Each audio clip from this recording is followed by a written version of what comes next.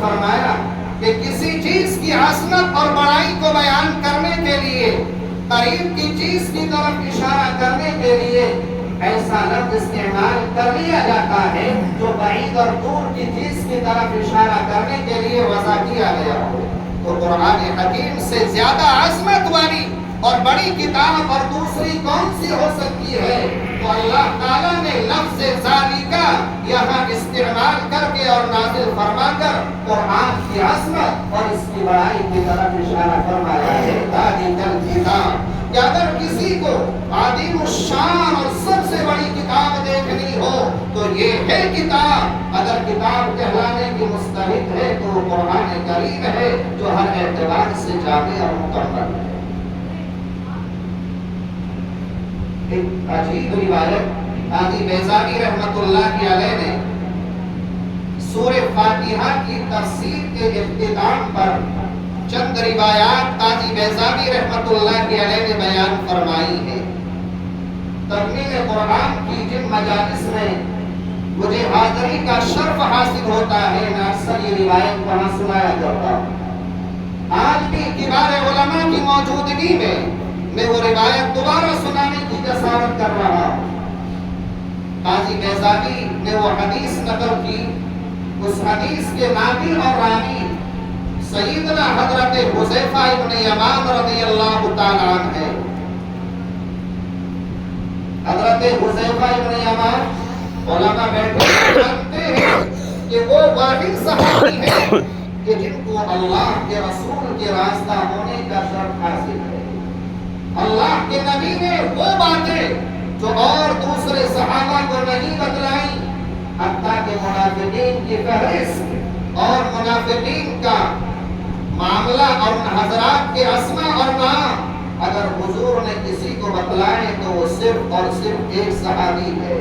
جس کو حضرت حذیفہ ابن یمان کہا جاتا ہے۔ وہ اس روایت کے ناقل ہیں، وہ فرماتے ہیں کہ آقا مدنی جناب محمد رسول اللہ صلی اللہ علیہ وسلم نے ارشاد فرمایا کہ جب اللہ تبارک و تعالی کسی بستی پر، کسی شہر پر یا کسی محلے پر اس کی بدعمالیوں کی وجہ سے،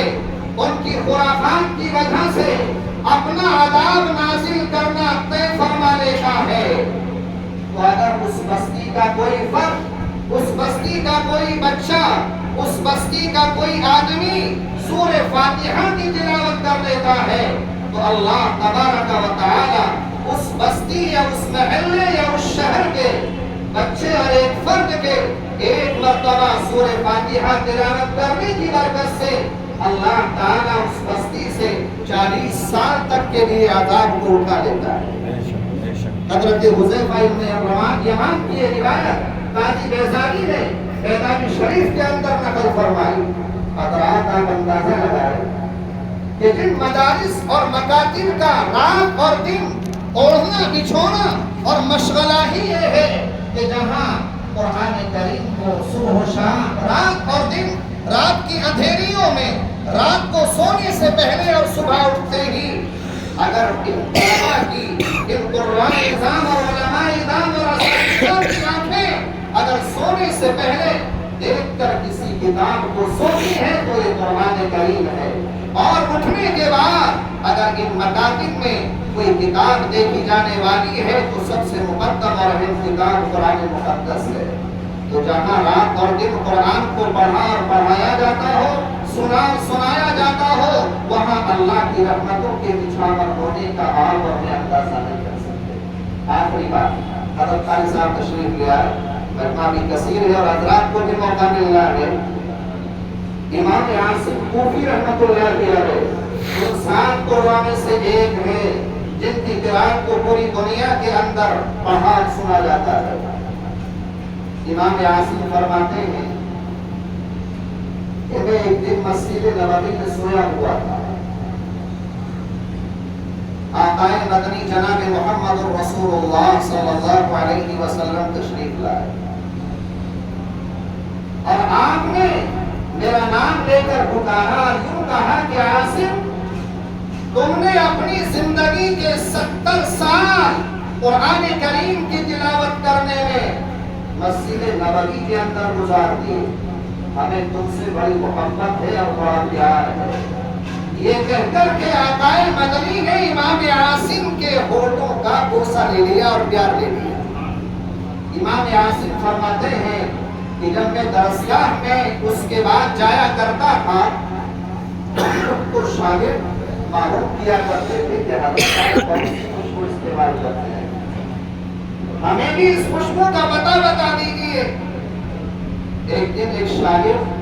پیچھے پڑ گیا اور ذمہ ہو گیا کہ حضرت بتلانا پڑے گا یہ خوشبو آپ نے کہاں سے خریدی، ہمیں بھی پتہ بتائیے تاکہ ہمیں بھی اس خوشبو کے استعمال کا موقع مل جائے۔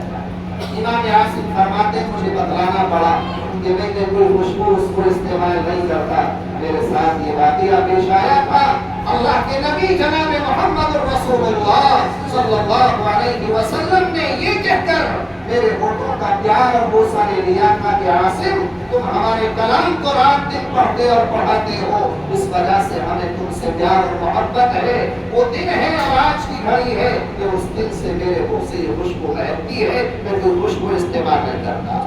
امام عاصم نے کہا کہ پیارے بچوں کہ جب کوئی بچہ اللہ کے پاک کلام کی تلاوت کرتا ہے اور پڑھتا ہے تو اس کے منہ سے قرآن کریم کے الفاظ کا جو نور نکلا کرتا ہے، اور قرآن کریم کے الفاظ کی وہ روشنی اور شعائیں نکلتی ہیں، اس نور کو حاصل کرنے کے لیے آسمان سے اللہ کی نورانی مخلوق آسمان سے لے کر زمین تک اور اس تلاوت کرنے والے کے منہ تک لائن اور قطار در قطار لگا لیتے ہیں اور اس بچے کے تلاوت کرنے والے کے منہ پر منہ رکھ دیتے ہیں قرآن کریم کے الفاظ سے نکلنے والے نور کو حاصل کرنے کے لیے، جس کو میں آپ محسوس نہیں کرتا۔ اتنا بڑا مقام ہے ان طلاب نظام کا جو رات اور دن قرآن کریم کو پڑھتے ہیں، جہاں اللہ کی نورانی مخلوق ان الفاظ کے نور کو لینے کے لیے آسمان سے زمین تک سب بستہ ہو جاتی ہے۔ ہمیں قرآن کریم کے پڑھنے پڑھانے والوں سے محبت کرنی چاہیے اور خود بھی قرآن کریم کو پڑھنے کی جسارت اور کوشش کرنی چاہیے۔ اللہ تبارک و تعالی مجھے بھی اور ہم سب کو عمل کی توفیق عطا فرمائے۔ وآخر دعوانا الحمدللہ رب العالمین۔